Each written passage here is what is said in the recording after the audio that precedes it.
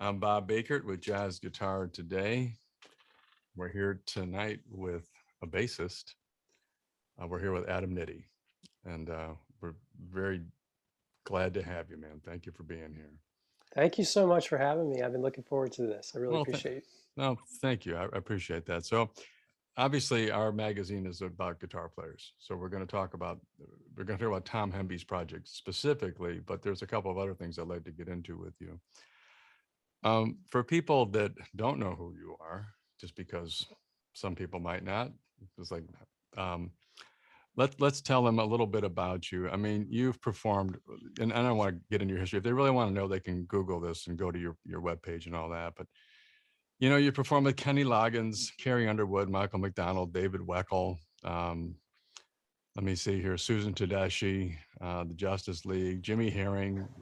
But you've also been with Scott Henderson. You've been with Wayne Krantz. I love Wayne. I love Scott.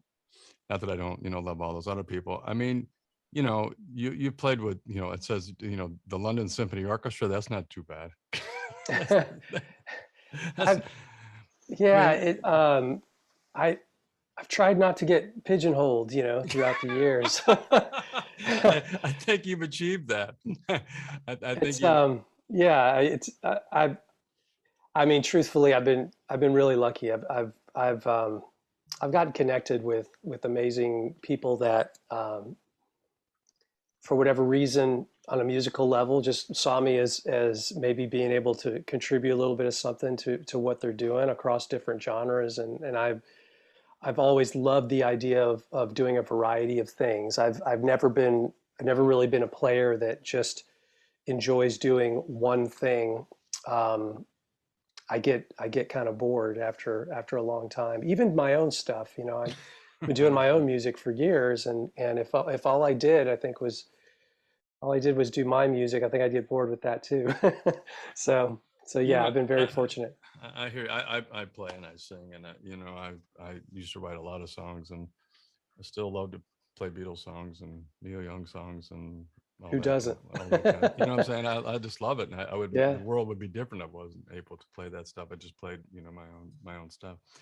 But anyway, there's a couple of reasons that I wanted to get a hold of you tonight, or we'll get this together, is one, you're playing in, you're playing with Tom Hemby and this new record dealing it. And I got to tell you, I'm blown away with that record. I think it's pretty ridiculous, actually. Oh, thank you so much. Yeah, I'm just well. I told. Let me just. So here's something here. It says this is about Tom about the project. It says, as impressive as that may be, his newest project is a fantastic jazz record with his longtime creative collaborators Adam Nitti on bass, Keith Carlack on drums, Mark Douthit on sax, and Michael Whitaker on keys. These five virtuosos are so locked into the music and each other on this project. It's a clinic and should be, quote, must listening in any jazz school ensemble curriculum. The tunes are hot, the arrangements are hotter, the ensemble playing is blistering, and the solos rip your face off. This this That's a record violent review. this record amazes me. It is, isn't it? This record amazes me with its technical mastery. It makes me smile at the same time because of the genius musicality. Great stuff. Get a copy. You won't be sorry. I wrote that. Well, wow, kind review. Appreciate that so much. And I'm just a very small part of a larger unit there, and larger effort. And yeah, Tom is one of those people that I've alluded to earlier. He kind of heard something in me that he thought would be compatible with what he was doing, and I've been working with him for many years now. Mm-hmm. It's been so fun. Well, you're very modest. I just posted something today about the imposter effect or imposter syndrome, and it's not what you think it is. It's people that don't um, either for one reason or don't recognize their own gifts and all of that. So I mean, you play your ass off. Excuse my expression, but Mm, you're just a great player, you're kind and to and say that. and that's what they see. So and that's what they hear, which is probably the more important of the two things. So tell me about that project a little bit. What was it like to put all that together? I mean, you guys are it's so tight. And talking with Tom, and I don't want to talk too much because this is your interview, not mine. But what was that project like to work on? Just, you can talk about individual tracks, or you can talk about just the vibe, or your own experience of it, or Well, how for did. one thing, one of the standout facts that, ironically, is that it was, 99% cut completely live, and Mhm. these days there's not that many projects, at least that I'm involved with, that are even operating in that way. And Tom always had a vision with this band that he didn't want to just do a bunch of remote recordings from everybody and put them together. And for those of you who don't know, like, a very common way that people put projects together these days is they may record some foundational tracks, and then they'll send those out to other players, have them put their parts to them, and then when all the parts are gathered, they mix it all together and create their project that way. I've done that with a lot of the tunes on my records over the years, and most of the people I work with have a lot of experience working in that context. But Tom was really, it's one of the reasons it took so long for this project to finally come to fruition, is because Tom had a vision of, he wanted the stuff to be live. He wanted everybody in the same room together. He wanted real spontaneous interaction, and he wanted the tunes to sound live. So, everybody in the band is kind of had been in sort of in and out of different touring acts over the years, or different other music projects that would conflict with the other band members. And so I don't know a more patient person than Tom Hemby. He would just keep putting dates out there. Hey, could you guys do this? Could you guys do this? And inevitably one of us is like, oh man, I'll be out, I'll be out on the road then, and I'll be gone for a couple of weeks. Okay, can you guys do this? No, this guy can't do. And Tom probably told you how many years it took, but I mean, maybe a decade is not too much of a stretch, because this, I don't even remember the first sessions that we did. We recorded all of these tracks at Sweetwater Sound Studios Right. in Fort Wayne, Indiana, and we had an amazing engineer, Mark Hornsby, who was kind of at the helm of helping to bring all this together in conjunction with the studio at Sweetwater. And as I said, Tom just had this vision of putting it all together live. And I think that's what you're hearing. Hopefully that's what comes across. There's a chemistry that's spontaneous that everyone gets to hear. I think you're absolutely right about that. There's a big difference between stitching it all together and actually, making it happen all together. And I think you're right. That's probably what I'm hearing and what other people will hear when they listen to the record. I think the statement that I made is it should be must listening for any ensemble jazz curriculum in schools, because you guys are so tight, and the fact that you are playing all together, and and the instruments, you hear the other instruments, so you know what to do with your instrument to make it more blend to what's going on there, and I mean the whole 9 yards. It's pretty fantastic. Um, Well, thank you. well, no, is there any standout moments in that you recall from those sessions? Something where you go, wow, that was pretty I, crazy. gosh, it's hard to answer that. The the trips that we made to that studio in Fort Wayne, Hmm. we would be there for 2-3 days at a time, Hmm. and we were doing a lot of this stuff in conjunction with Sweetwater. Had a, um, for lack of a better description, they had a like an educational series that they were offering for different things, and one of them was for studio recording.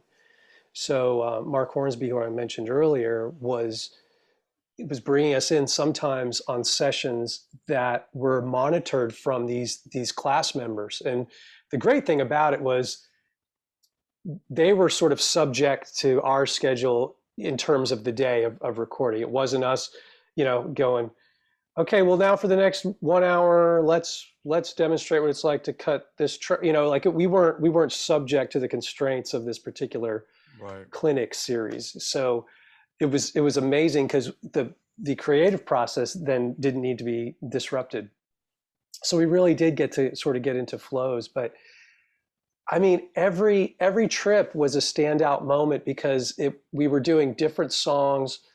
The time in between sessions was large. Hmm. So each of us sort of came there. I personally believe we all came there with um, different levels of inspiration happening from whatever was going on in our lives, both professionally and personally. And it was I distinctly remember every trip, like the sessions feeling different in a unique and good way. There wasn't the level of exhaustion from being in the studio 5 days in a row and just cutting all day long into the night. It was, we came there fresh, and we had an agenda, cut 2 or 3 songs at a time, and then we take off until several months or years later. I think that's you know? I think that's really cool. I'll tell you why. We each of us grow with every day, with every experience, with the things that come into our lives, the things that happen to us, the good things, the bad things, and all of that. So in 5 days time, let's say 5, 7 days, or 2 weeks time, if you're doing it, consecutively, you're all having basically the same experience. And so you're going to have that homogenous, if you will, experience, which is cool. I mean, there's nothing Yeah, wrong with it. I mean, the Beatles recorded every freaking day, for years and years and years. They went to work, and they sat there and they recorded every day. That's really cool. But if you take guys like yourselves who have known each other for a long, long time, personally and musically, and then you do something and you go away, and then you each individually grow and experience, and then you bring that fabric back together again. I mean, that's unique as far as I'm yeah, concerned. It's truly unique, and it's the total opposite of what Dave Young, the bassist for Oscar Peterson. They did a record in like 87, 88 together live. It was the last show of I don't know, like a 75 date tour or something like that all over the world. They were done with each other. yeah, They were done, but they were tight. I mean, they were really, in that genre, they were really, really good, and it was really great. So that's the opposite thing. But I don't know. There's something about this record that has just, I don't know. It's just got there's sparks that fly from it, if that makes any yeah. sense at all. I appreciate that. The other thing too, I think that helps, at least from where I'm listening. I feel like everybody involved did a really great job with the tones, and Mm-hmm. a lot of when you evaluate a recording, you're evaluate it holistically. You're not just looking at the performance, even though that may be the most poignant aspect of it. But a recording can be evaluated by the tone quality, the quality of the mix, and Right. like the sonic contents, and there were no moments spared with this album, and everybody's everybody's input into ensuring that the tonal level was really high. Um, that just that to me just made for a more powerful delivery, because sometimes you listen to recordings, or you'll be a part of recordings, and I speak from my own experience, Mm-hmm. but there's been sessions I've done before where things have had to be inadvertently maybe rushed through just a little bit. It doesn't mean the quality is bad at the Right. end of the line, but sometimes, like there's tiny nuances that can be tweaked to make things a little bit better. And it's not necessarily like the one little tweak that changes the impact of the recording, but when you start putting dozens of little tiny tweaks together, Right. then it starts to be perceptible. Right. And that's where I think we paid special attention to those all along the way. And yeah, hopefully people hear that when they listen.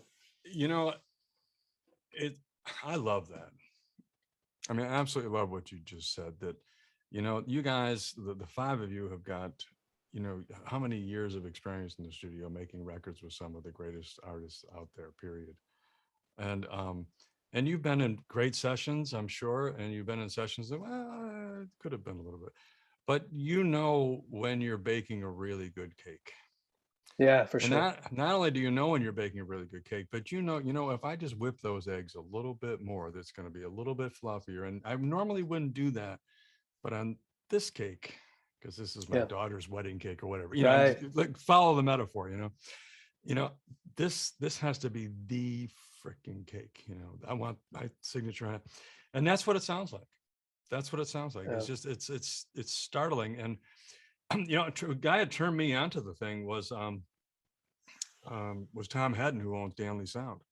He says, Oh, man, he okay. says, you know, cause he did a video for the thing. He says, man, check this out. And I've known Tom a long time. And it was just amazing. I mean, it's just freaking amazing. And he was right. Yeah, hats off to Mike him. Hedden. And I'm speaking about Mike Hedden. I'm sorry.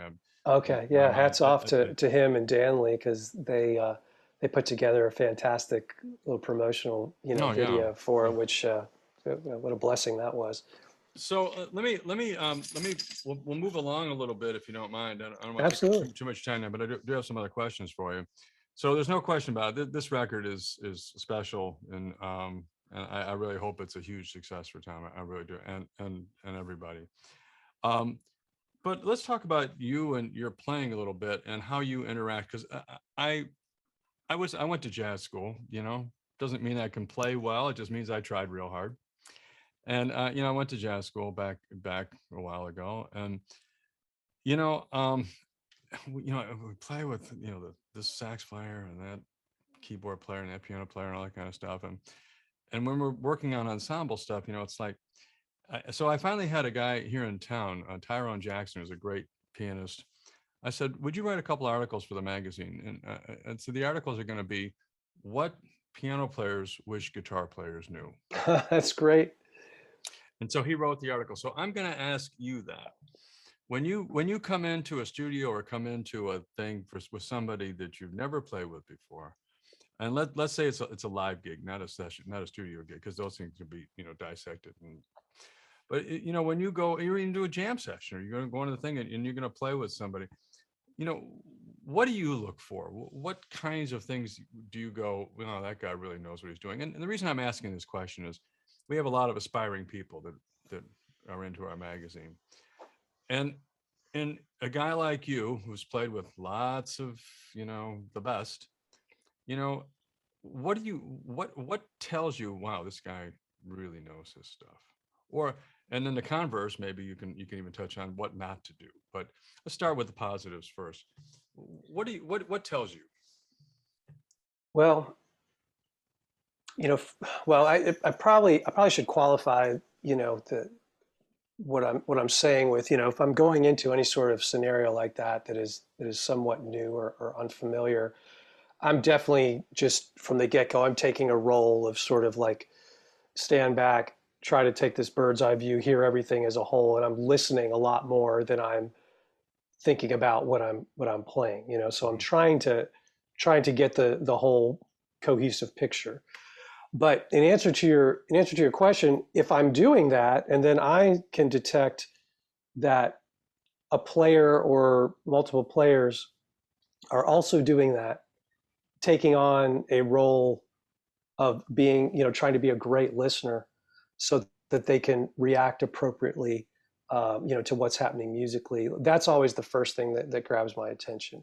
Drummers have a way of letting you know that pretty much off the bat, like really, really great drummers. My favorite drummers that I've ever played with are ones that are playing with the band as opposed to playing in time with the band, if that makes sense. Well, So that makes perfect sense.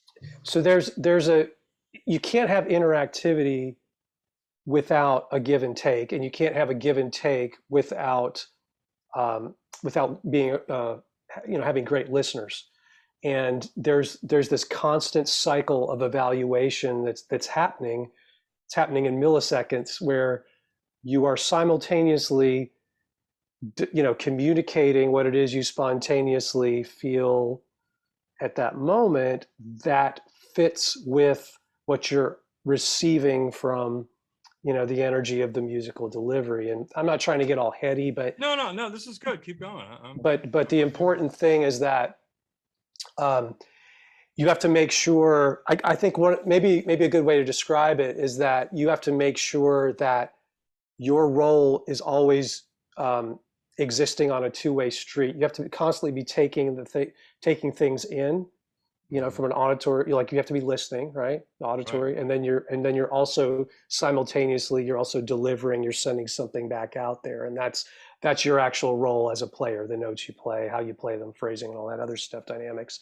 So that, all of those things are super important. But when that flow kind of gets upset, and then all of a sudden there's more of you going out there than there is you receiving what's coming in.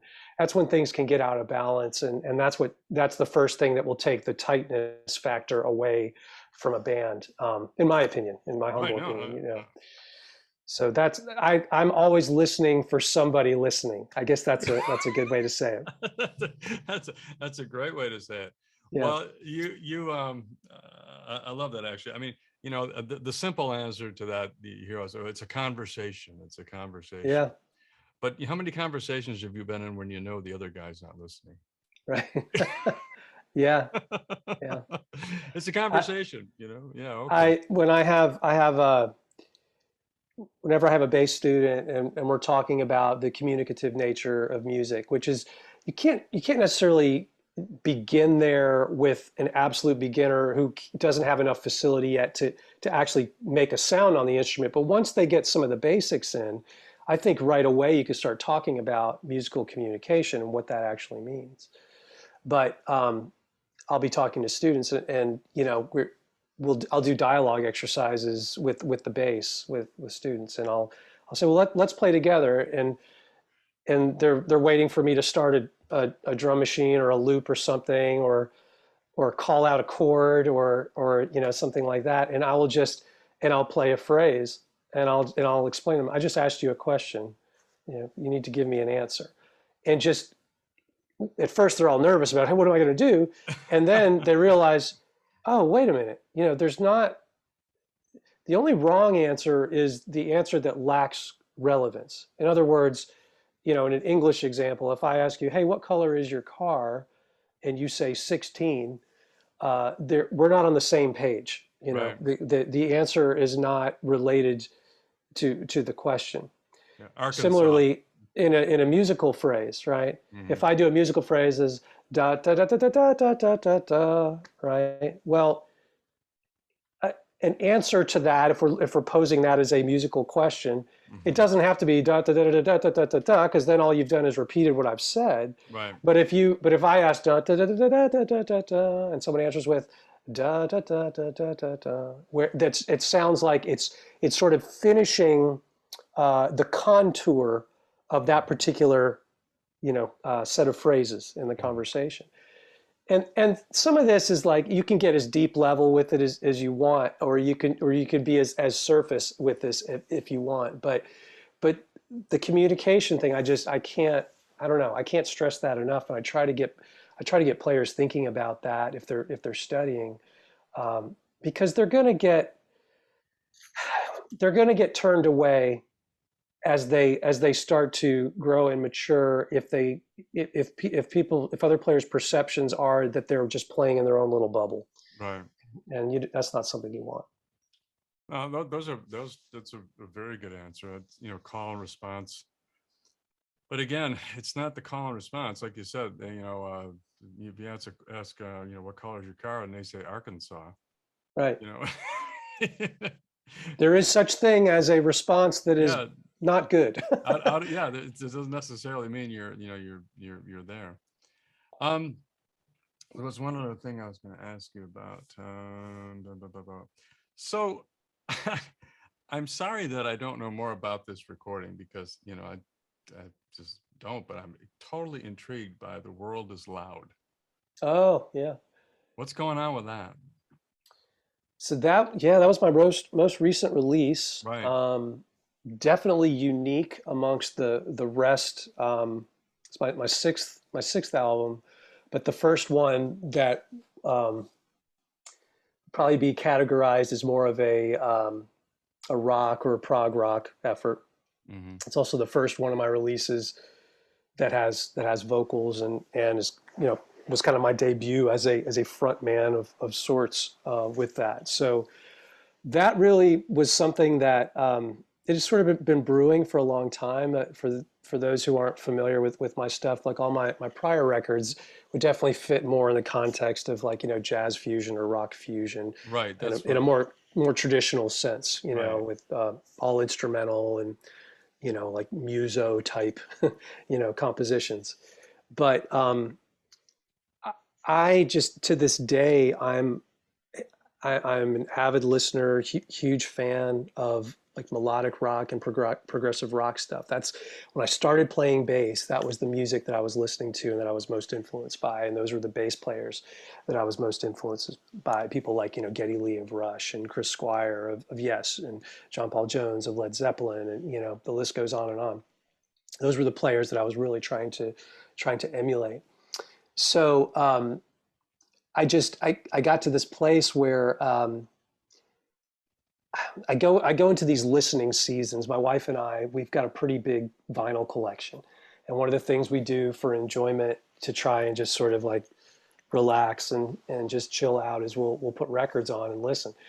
And I had just come out of like a long season of listening to gosh nonstop plays of things like the Eagles in Boston and the Doobies and Michael McDonald and Kenny Loggins and Toto and like all these different bands that I always really loved, not just because the music had an energy to it, but the quality of the melody. I'm a sucker for great melodies, vocal melodies, instrumental melodies. Like that's always a hook for me. Absolutely. So so I just wanted to do something that kind of paid homage to those influences that didn't sound like them per se, but that influenced sort of how I might approach, melodic rock or melodic prog rock, type of Right. thing. And so, I'm sure I had a lot of fans that were taken by surprise, uh, you know, and depending on what they have an affinity for, it's funny, it's amazing. I kind of expected to get totally slammed, by the reviews, like what is he doing? But I was pleasantly surprised. Like there were, it's not everybody's cup of tea that's listened to my music in the past, but I was really pleasantly surprised by how much of there was this sort of like appreciation crossover, because what I didn't realize is how many of the people that listen to my fusion stuff had also been fans of prog rock and things like that too. So it kind of helped me connect with listeners on a different level. And so You so know what's yeah. what's really funny about that is Gilad Hexelman. We He's on our cover right now, and he's talking about his favorite thing is he loves songs. Yeah. That's kind of a direct quote. He said, "I love songs." He said, "If it's as I played all their stuff, I can play all their stuff, and there's nothing wrong with it, of course." He said, "But I get bored, and I like melody. I like it's so it's funny his response." And I've had a few other people, because I you're a little younger than I am, and he's a little bit younger than I am, and it's really nice to see, because I mean I grew up with that music. I grew up with the Beatles when they were on the radio the first time. Yeah, that's awesome. And all those melodies and all that. I mean, I remember them as well. Actually, Rush was a little bit later on. Yeah. But and I miss that. I mean, it's been so long since we've really had that. And then you guys, your group, if you will, are you're not the first one to say that, and Galad's not the first one to say that. That are back to the melodies and talking about. Like, I've got a friend of mine who's a Grammy award-winning saxophone player, and his favorite song, he said he likes "Would You Know My Name?" The Eric Clapton song. Oh yeah. Yeah. If I saw, that whole thing. And but I mean, but I was going, you're kidding, like you're John Coltrane. I mean, what's going on with it? And it was really funny. So it's interesting. Um, I really don't have anything else. Is there something you'd like to talk about while we've got you?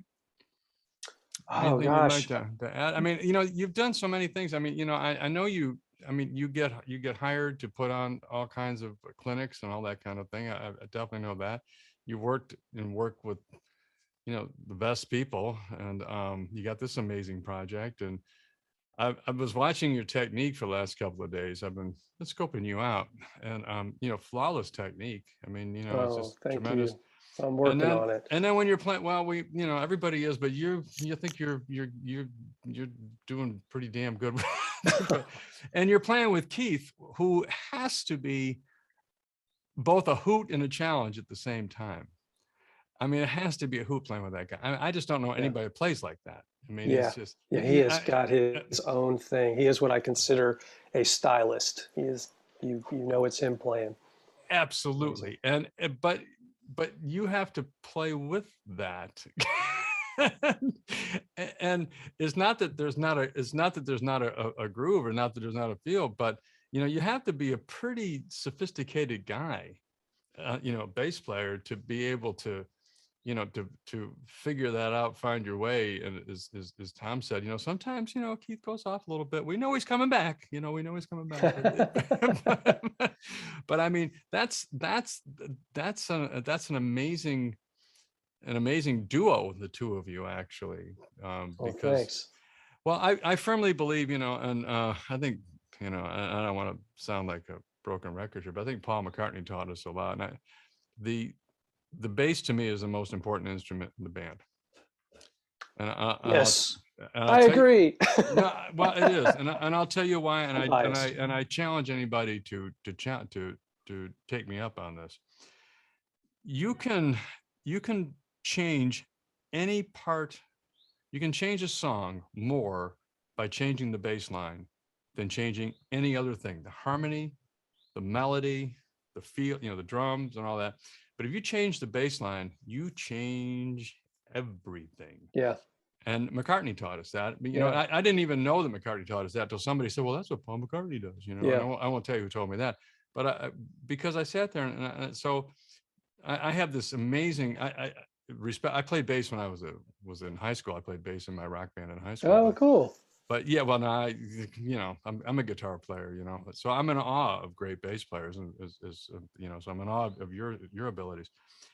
But it's pretty phenomenal, what you do, and you got it all going on, Well, and thank you. I really Bass appreciate is it. so unique. I mean, it's we have a twofold responsibility. I think sometimes gets taken for granted, but if we're doing our job, we're responsible for being the foundation for the time and the foundation for the harmony. So you're Well, right. I mean, there is a lot of power there, and you have to wield it wisely, or otherwise you can really take something downhill. I'll tell you, I don't know if you've ever flown a plane or not. I have a pilot's license. I don't fly much anymore, but Oh, wow. I was playing in this group, and the bass player couldn't make it. It was for a country Christian artist that many years ago, and the bass player got sick. But we had this gig, we had to do it, and I said, "Well, hell, I'll play the bass," that kind of thing. How hard can it be? It wore me out. Yeah. I didn't even get through the first song, and I said, and this is where I'm bringing the airplane into it. Once your wheels up in a small plane, you're committed. Yeah. I mean, when those wheels are off the ground, all of a sudden you make mistakes, you're crashing and you're Yeah. burning, and everything's going with you. It's the same thing with the bass. Like, if Yeah. you're playing a guitar, and you can I knocked the guitar out of tune, but you can lay out a couple of measures, or you can Yeah. hit a couple of what this thing's so out of tune now. I really need to knock it over. But you can lay out on almost any instrument, but Yeah. man, you can't lay out. You can't really lay out with the Bass bass. is maybe the worst instrument to play on a jam session if you don't know a song that gets called.